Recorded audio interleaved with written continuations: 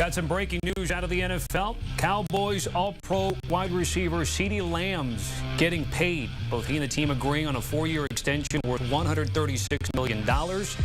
That's coming from multiple reports. The deal includes a $38 million signing bonus, a record for a wide receiver. It also goes with a $100 million guarantee. The agreement ends a long standoff between Lamb and the Cowboys less than 2 weeks before the regular season begins in Cleveland for Dallas against the Browns.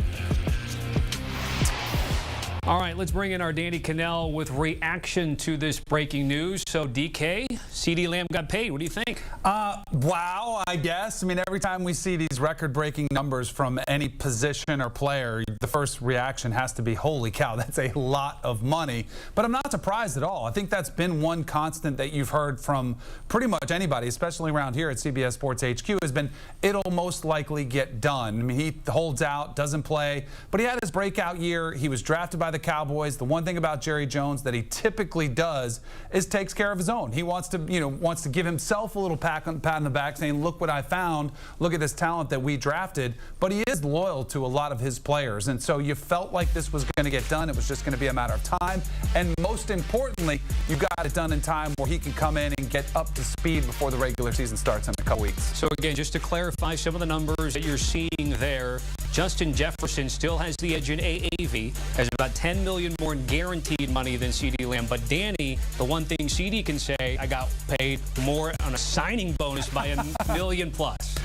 So it's over $1 million. Yeah, 1.1. Okay, I know because we talked about 100,000. Yeah, 1.1. So that's enough, though, for some bragging rights out there. But most importantly, you know who cares about that more than any player? It's the agent. His representation wants to be able to say, hey, we got this record deal, because that's typically how it works. Anytime we talk about this, it doesn't necessarily mean you're the best wide receiver in the NFL. It doesn't mean you're the best quarterback in the NFL. If you get the highest paid contract, it is about who was the latest, who got the latest contract, who just signed on the dotted line. So his agent wants to be able to tell Ceedee, hey, this is where we broke the record. This is where you're the highest paid. Plus, he's in the neighborhood, right? It's a nice neighborhood to live in, that $35 million a year range. Any concern getting Ceedee back into the fold there for Dallas 2 weeks into the season? No, I think it's plenty of time. You know, maybe 10 years ago, you'd fall behind somewhat from the other guys that were going through more rigorous training camps and more rigorous preseasons, but no one does hardly anything in the offseason anymore. And we've seen players skip the entire preseason saying, I don't need it. So Ceedee Lamb, I'm sure he's working out. He's in shape. He'll be ready to go. And by the standards of a lot of NFL players, it's going to take a couple games for him to get up to full speed. So I wouldn't expect it to be anything significant that you would notice any sort of drop-off. I would expect him to be Dak Prescott's favorite target just the way he was last year and to put up monster numbers just like he did last year as well. We've seen the wide receiver market reset in a big way. You know, before Justin Jefferson's deal, there had only been 3 receivers to average $30 million a year. Now we've got about 5, Danny, and Jamar Chase is also on deck. Although the caveat with Jamar is that he has 2 years left on his deal. That's what's going to be a little tricky, because that would set a precedent that we don't often see, getting that with that 2 years left. You know, usually you see that final year or your rookie contract, players get a little frustrated, they're getting closer to free agency. That does concern me somewhat with Jamar, but we were talking about this as well. 50 is the new market for quarterbacks, and it sure feels like 30 is the new market for wide receivers. And so I think we'll see this trend continue. You'll see another record deal most likely when Jamar gets his opportunity to get paid, which he might have to wait an entire season. Because, Tommy, this is ultimately whatever player, every player wants is that first mega deal. Because you're all getting a lot of money. A lot of these are first-round draft picks. They're getting a lot of guarantees. But it's that first really mega deal that players can see that life-changing guaranteed money up front, where it's truly generational money, more so than it's ever been.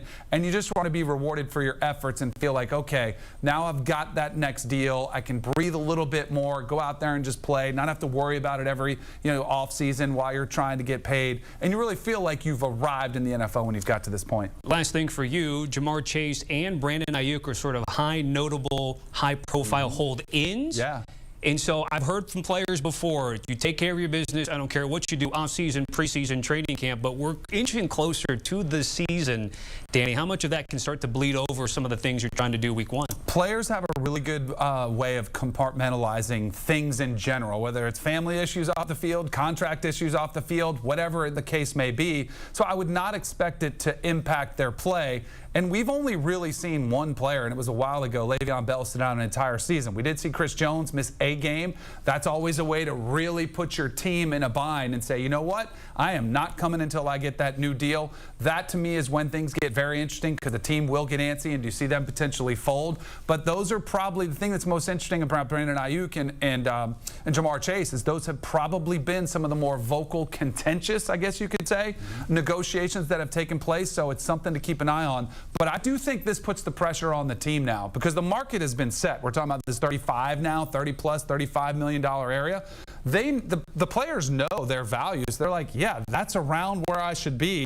And so now it's up to the teams. Do they want to do it either a couple of years early with Jamar Chase or on a roster that's stacked and you have to spread out the money like the 49ers have? Are they willing to commit this much to Brandon Ayuk? Yeah, it's interesting. Some of the receivers know I just want to be in the same subdivision, maybe be street neighbors. Ceedee wanted to be next door neighbors, yes, which he certainly got. I would be any of their lawn men, like right, like this, yeah. Like just get me through the gates. Yes. Get me through the gates. I don't care where I am. Danny, certainly appreciate it. Again, we're getting ready for week one of the NFL, and it goes down September 8th on CBS and streaming on Paramount Plus.